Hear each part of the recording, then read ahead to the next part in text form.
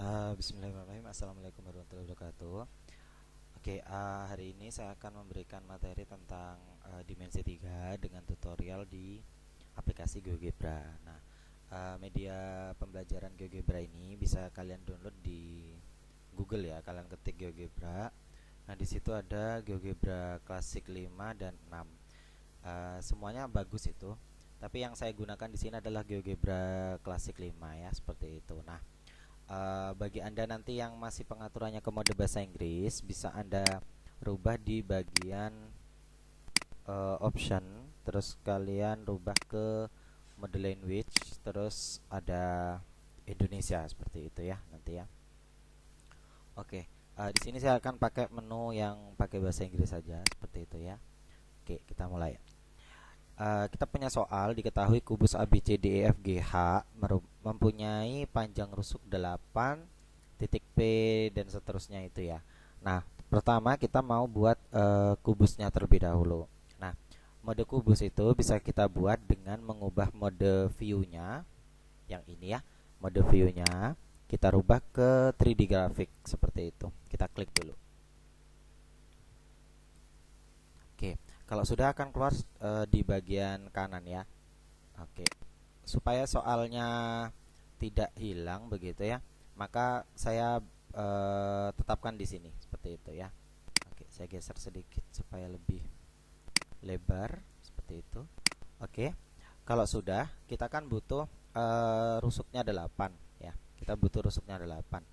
Berarti kita geser seperti ini. Atau Anda bisa geser melalui move grafik ya. Jadi ketika kamu geser begini, dia nanti akan begini. Kita kan butuh yang jari-jarinya 8 ya. Jari-jari rusuk, sorry, rusuk ya. Nah, ini kita klik bagian ini, gambar ini, yang bagian segitiga merah ini. Kita klik, kita pilih cube, lalu kamu klik di 0,0,0 ini satu kali. Lalu kamu klik yang di 8 itu satu kali. Sudah jadi mode kubusnya seperti itu.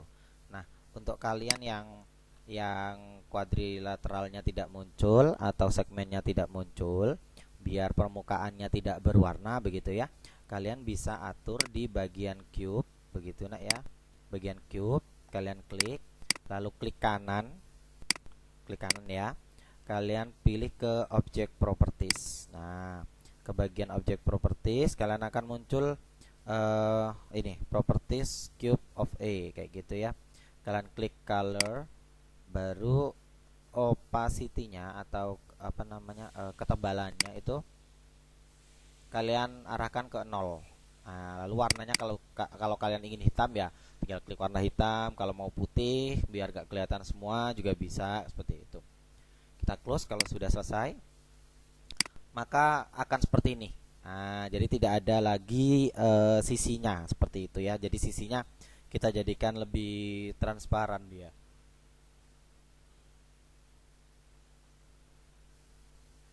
Oke, kalau sudah selesai kita kan hanya butuh kubusnya saja ya. Maka kita hilangkan garis koordinat dan bidang yang warna abu-abu ini ya. Caranya bagaimana? Kita klik kanan, lalu pilih axis, lalu klik kanan lagi, pilih plane. Nah, nanti kosongan sudah. Oke, kita sesuaikan dengan soal ya sekarang ya. Rusuknya 8 sudah. Titik P dan Q berturut-turut di tengah rusuk EH. Oke, di tengah rusuk EH dulu ya yang P ya. Maka kita pakai ini menu point, terus ada midpoint or center. Kalau yang pakai bahasa Indonesia namanya titik tengah ya. Oke, karena tadi P terletak di tengahnya EH, berarti kalian klik, setelah kalian klik midpoint ya, kalian klik E dan kalian klik H. Nah, ini kan jadi titik tengah nanti. Nah, masalahnya di sini kan namanya titik I ya. Nah, ini kalian rename. Bagaimana caranya? Kalian klik titiknya, sudah. Klik kanan, rename.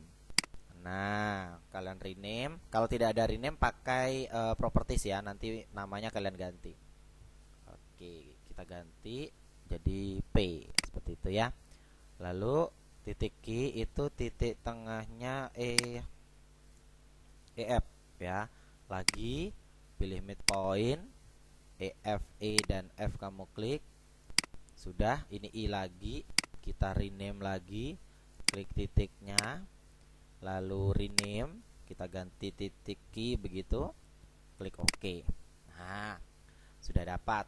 Lalu kita disuruh menghitung jarak ya, jarak ruas garis PQ. Oke, berarti kita buat segmen dulu ya, segmen garis atau ruas garis kalau yang di bahasa Indonesia ya.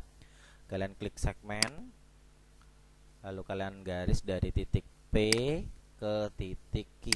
Nah, sudah selesai ya. Sudah selesai. Kita kembali ke ini, ke move ya. Setiap kalian pilih menu ini, kalian sudah selesai, kalian kembalikan ke move karena takutnya nanti ada hal-hal yang tidak diinginkan kayak gitu ya. Oke. Next. Jarak ruas PQ terhadap bidang DBG. Oke, kita bikin poligon dulu ya. Ini poligon.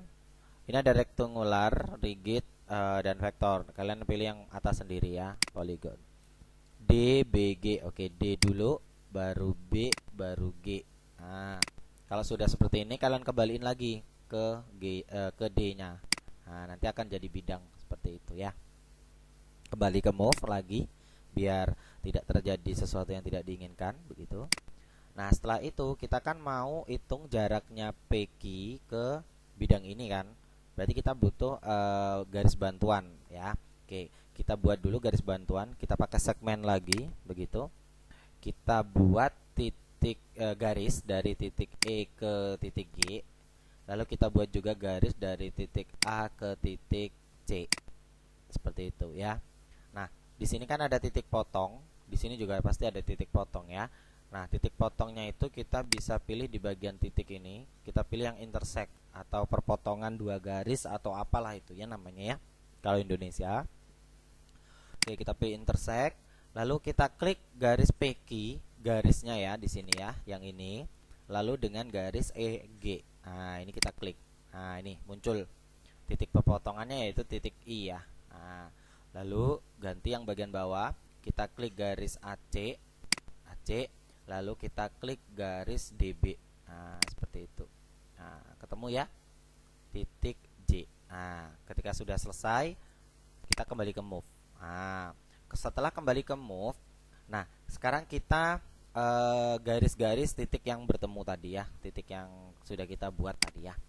Oke, kita tarik titik I ke titik J, lalu titik J ke titik G. Sudah ya, selesai ya. Oke. Soal kita tadi adalah menentukan jarak ruas garis PQ. Ruas garis PQ di sini saya ambil titik di dalamnya ya, atau titik padanya ya. Nah, I itu terletak pada garis PQ. Berarti kita bisa ambil titik I, nanti kita ukur ke si bidang DBG. Nah, di mana bidang DBG ini saya wakili dengan garis G. Ini tadi titik apa ya? Garis apa ya? Oh, garis J ya. GJ. GJ ya, seperti itu ya. Oke, Pak, saya ingin tulisannya agak lebih besar. Oke, kita tunjukkan ini ya, yang bagian font size ya. Ini saya mode ke 24 seperti itu. Nah, akan tampilannya besar banget kayak gini gitu loh. Ini juga nggak masalah sebetulnya ya. Oke, saya geser dulu supaya tampilannya kalian lebih jelas begitu ya. Oke, kalau sudah, nah tadi kan saya sudah bilang bahwa jarak dari garis PQ ke bidang DBG itu saya wakili dengan jarak dari titik I ke garis JG ya, seperti itu ya. Karena saya harus menghitung jaraknya, berarti kita butuh ketegak lurusannya ya. Nah, ketegak lurusan itu bisa kita lihat di bagian ini, gambar ini. Nah, kita pilih yang perpendikular. Kalau di punyamu mungkin garis tegak lurus seperti itu ya. Kita klik, lalu kita pilih titik I, kita klik titik I seperti itu. Lalu kita klik garis GJ. Nah, kita klik garis GJ. Nah, sudah terbentuk ya. Nah, kita kembali ke move. Setelah itu di sini, nah di sini kan ada titik pertemuannya nih. Nah, titik pertemuannya itu kita cari pakai tadi yang intersect. Nah, kalian klik garis yang GJ, kalian klik. Nah, sudah berubah warna. Lalu garis yang I ini, I ke yang memotong ini ya. Ini enggak ada titik potongnya di sini. Nah, itu kalian klik garisnya, boleh di sini, boleh di sini ya. Kalian klik begini, klik begini. Nah, itu sudah muncul garis titik K ya. Nah, titik K. Nah, lalu kalian pasti tidak percaya ya kalau ini tegak lurus ya. Kita buktikan di menu angle ya. Angle.